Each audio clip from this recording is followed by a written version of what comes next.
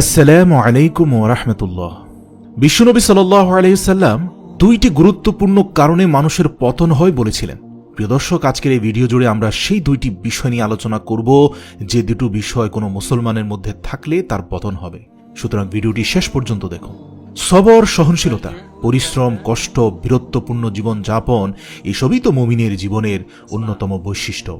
সুখ, দুঃখ, আনন্দ, মুসিবত সবসময় মুমিন এ জাতীয় জীবনযাপনে অভ্যস্ত হবে। কখনো পরিপূর্ণ সুখ থাকবে না, কখনো পরিপূর্ণ দুঃখও থাকবে না। এ দুটোর মাঝেই তো মুমিন জীবন অতিবাহিত করে। প্রকৃত মুমিন কখনোই আরামপ্রিয় হতে পারে না, এমনকি সে পরিশ্রম বিমুখ, কোমলতা প্রিয়, অলস, সুখ প্রত্যাশী, দুনিয়ার পূজারী কখনোই সে হতে পারে না।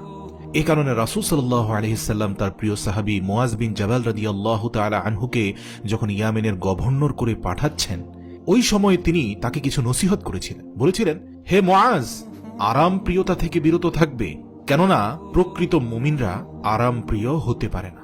মিশকাত শরীফ। এছাড়াও হযরত আবু উমামা রাদিয়াল্লাহু তাআলা আনহু এর বর্ণনায় উল্লেখ করেন, সাদাসিধে সাধারণ জীবনযাপনকে বিশ্বনবী সাল্লাল্লাহু আলাইহি ওয়াসাল্লাম ঈমানের নিদর্শন বলেছেন। দেখা গেছে দুনিয়ার জীবনে যারাই আরাম প্রিয়, খুব আরাম আয়েশ তাদের খুব পছন্দ, সবসময় আরামের দিকে ঝোঁকে, তারা দুনিয়ার দিকে ঝুঁকে পড়ে, দুনিয়ার আসক্তি তাদের ভিতরে প্রবেশ করে এবং এজন্যই মৃত্যুর ভয় তাদের ভিতরে প্রবল আকার ধারণ করে। এই সকল লোকের ধ্বংস অনিবার্য বলেছেন প্রিয় নবী সাল্লাল্লাহু আলাইহি সাল্লাম। বারবার সতর্ক করেছেন অতিমাত্রায় আরাম প্রিয় যেন মানুষ না হয়। হাদিসে এসেছে, রাসূল সাল্লাল্লাহু আলাইহি ওয়াসাল্লাম সাহাবাকে সম্বোধন করে বলেছেন, আমার উম্মতদের উপর ওই সময় খুব কাছাকাছি যখন অন্যান্য জাতি গোষ্ঠীর লোকেরা তাদের উপর এমনভাবে ঝাঁপিয়ে পড়বে যেভাবে লোকেরা খাবার গ্রহণে ঝাঁপিয়ে পড়ে।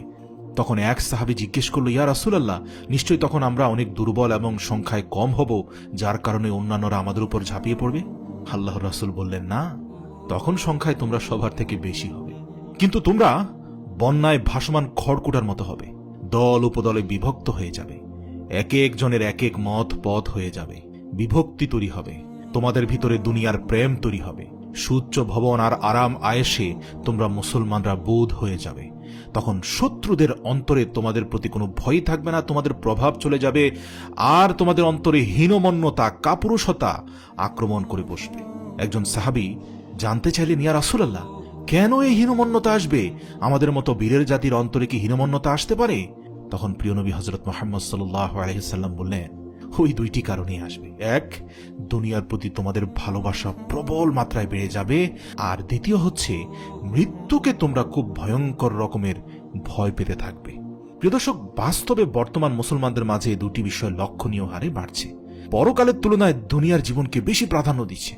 একটা, দুইটা, চারটা একজনের ফ্ল্যাট দরকার, একাধিক গাড়ি দরকার, ব্যাংকে প্রচুর পরিমাণ অর্থ থাকা দরকার, সম্পদের পাহাড় গড়ে তোলার পেছনে দৌড়াচ্ছে মুসলমানরা। প্রিয় নবী সাল্লাল্লাহু আলাইহি ওয়াসাল্লামের রেখে যাওয়া ভবিষ্যৎবাণী প্রতিফলিত হচ্ছে খুব দ্রুত, যা থেকে বেরিয়ে আসা মুমিন মুসলমানের জন্য একান্ত আবশ্যক। মনে রাখতে হবে, মুমিন মুসলমান সঠিক পথে ফিরে আসার জন্য অবশ্যই তাদের আরামের জীবন ত্যাগ করতে হবে। তাদেরকে হতে হবে কষ্ট সহিষ্ণু এবং আখিরাতকে দুনিয়ার উপর প্রাধান্য দিতে হবে। বিশ্বনবী সাল্লাল্লাহু আলাইহি ওয়াসাল্লামের দেখানো পথ ও মতে জীবন পরিচালনা করাই হচ্ছে আমাদের পরিত্রাণের একমাত্র উপায়। আর সবসময় একটি দোয়া করতে হবে, আল্লাহুম্মা ইন্নী আউযু বিকা মিন আযাবিল কবরি ওয়া মিন আযাবি জাহান্নাম ওয়া মিন ফিতনাতিল মাহিয়া ওয়া মামাতি ওয়া মিন শাররি ফিতনাতিল মাসিহিদ দাজ্জাল। অর্থ, হে আল্লাহ, আমি জাহান্নামের আযাব ও কবরের আযাব থেকে আশ্রয় চাই, জীবন ও মৃত্যুর ফিতনা থেকে আশ্রয় চাই, আর দাজ্জালের ফিতনা থেকেও আপনার কাছে আশ্রয় কামনা করি। আল্লাহ তাআলা মুসলিম উম্মাহকে দুনিয়ার আসক্তি তথা ভালোবাসা থেকে হেফাজত করুন। পরকালের জবাবদিহিতা ইসলামের বিধিবিধান মেনে চলার তৌফিক দান করুন। ইসলামী জীবন যাপনে মৃত্যুর ভয় থেকে পরকালের নাজাত লাভে বেশি বেশি মৃত্যুর স্মরণ করার তৌফিক দান করুন। আমিন।